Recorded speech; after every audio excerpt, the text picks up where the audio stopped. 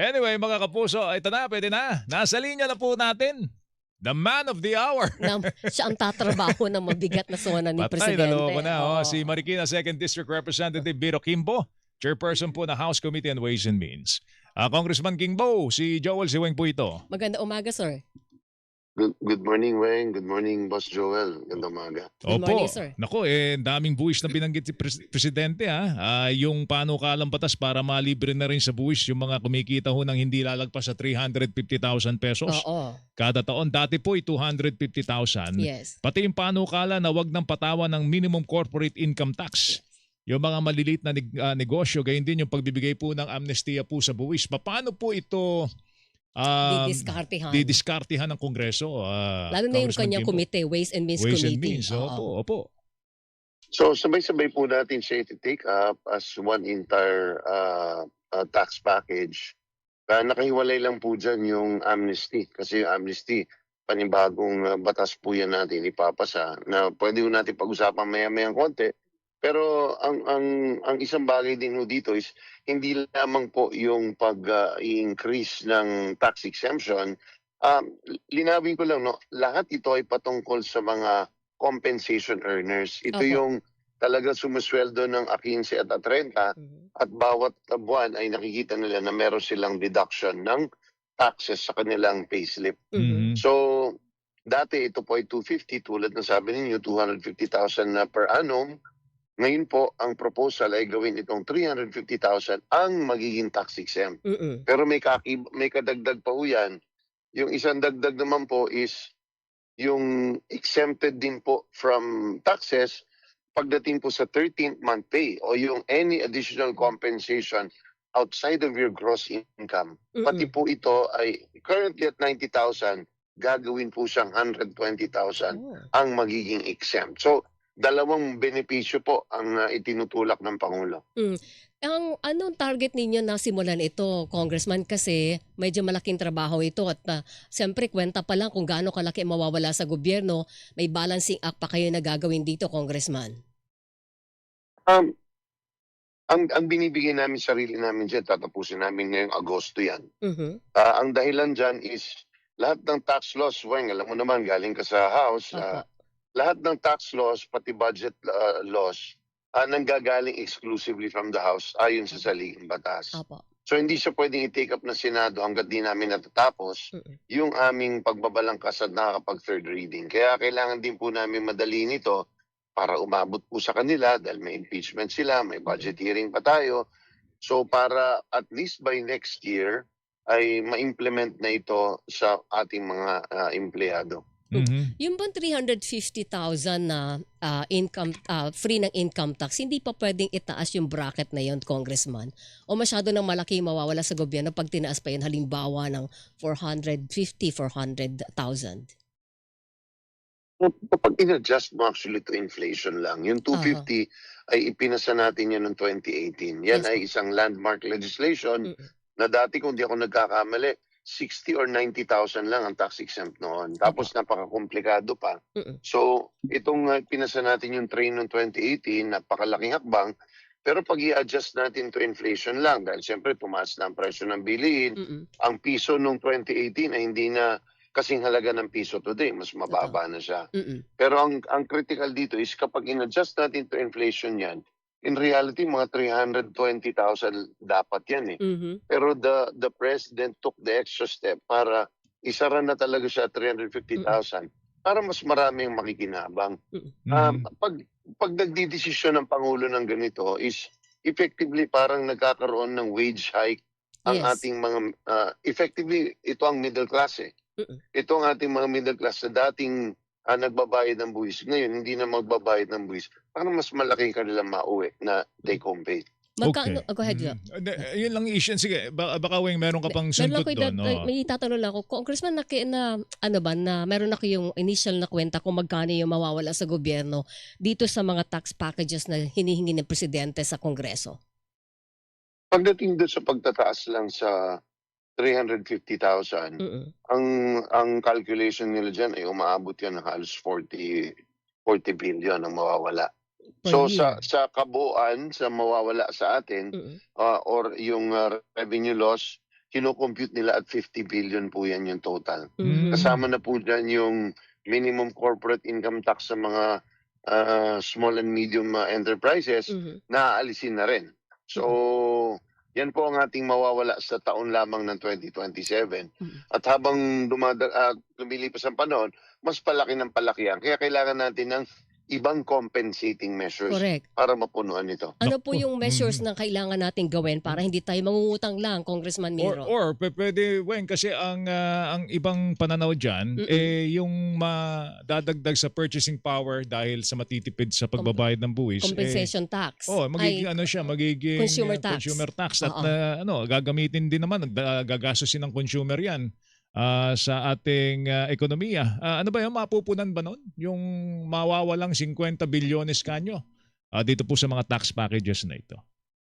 Na hindi siya mapupunuan entirely, Joel, kasi marami sa binibili ng ating mga kababayan, particularly yung food basket, ay exempt ng VAT. Yes. So kung matatandaan natin, lahat ng produkto na unprocessed, walang VAT po yan. So basically, pagkain po yan, lahat ng binibili sa palengke, sa grocery, as long as hindi ito processed, wala pong VAT ito.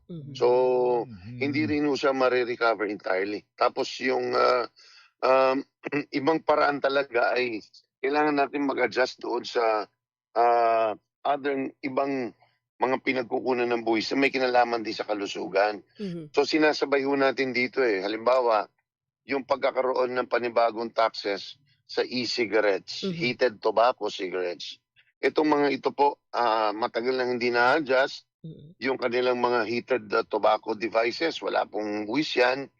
Yung excise tax din po, pagdating sa sugar-sweetened beverages, pati sa vape cigarettes, pati po sa excise tax on plastic, pati po yung automobile tax na ngayon po, exempt po sa excise tax ang mga pickup trucks, halimbawa.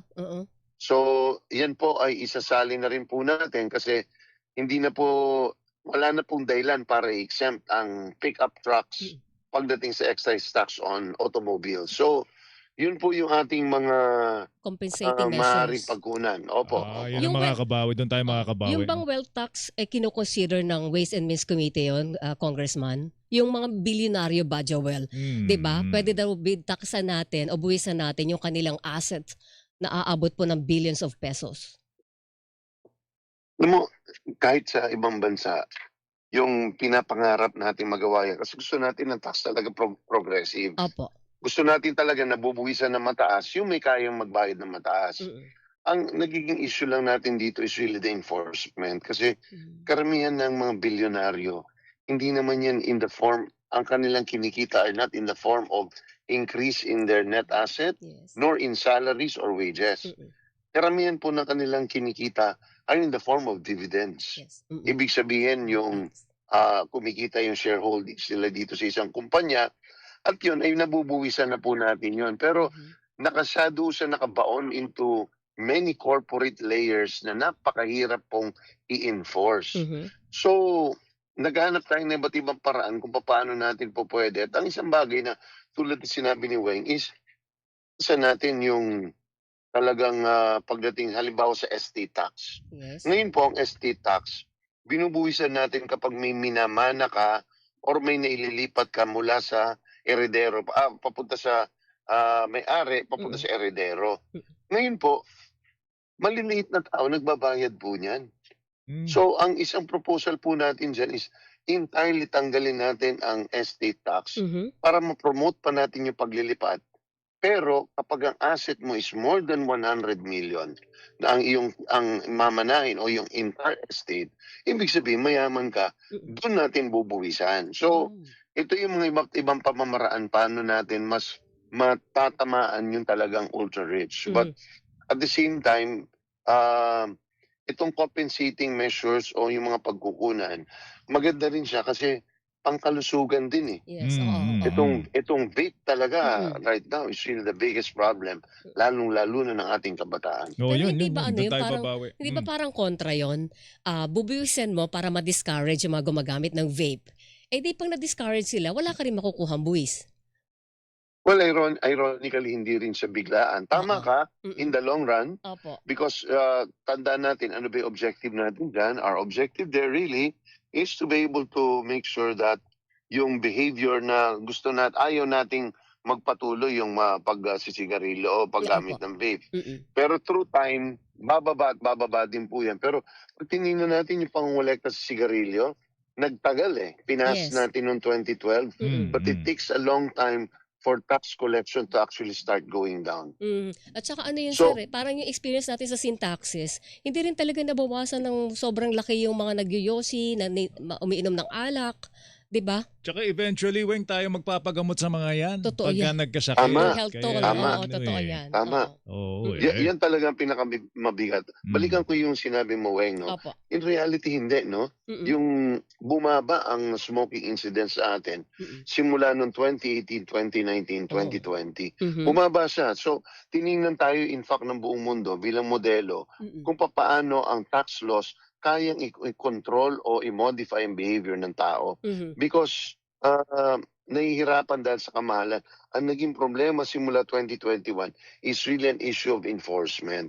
Dahil ang naglipa na ang mga smuggled at saka mga counterfeit cigarettes na napakamurang hindi nagbabayad ng buwis, bumalik uli yung pagtaas ng smoking incidents. But kung wala po yung buwis na yan, yung smoking incidents natin would have dramatically continued to increase. So, meron po siyang epekto talaga pagdating sa consumption. Okay, itong sa kuryente, pinatatanggal na ni Presidente yung VAT doon sa mga sinisingil sa kuryente. Pati nga yung system loss, may Totoo VAT yan. din yun, Weng, no? So, sino ba nakikinabang sa system loss, Congressman? Well, ang system loss, parati ko sinasabi, no, kung tinitingnan natin yung original concept kung bakit siya lumalabas sa billing mo sa kuryente, ay ito yung pamamaraan para ng executive o ng regulatory agencies makita ano ba talaga yung systems loss na yan, magkano bang nawawala.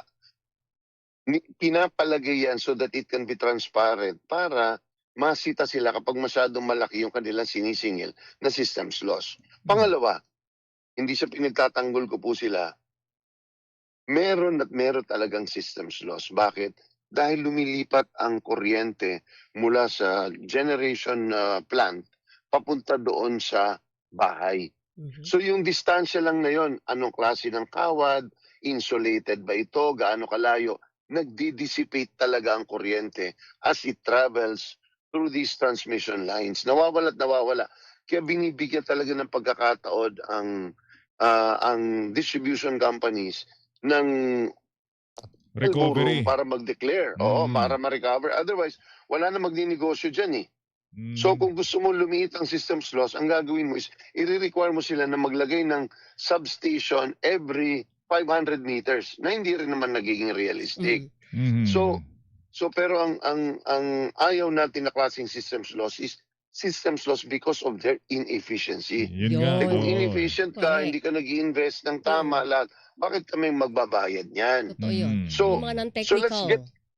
let's get to the issue. The issue is you don't want the consumer paying for a systems loss that is due mainly to your inefficiency. Kung yan po ay regular course of business na systems loss, pwede.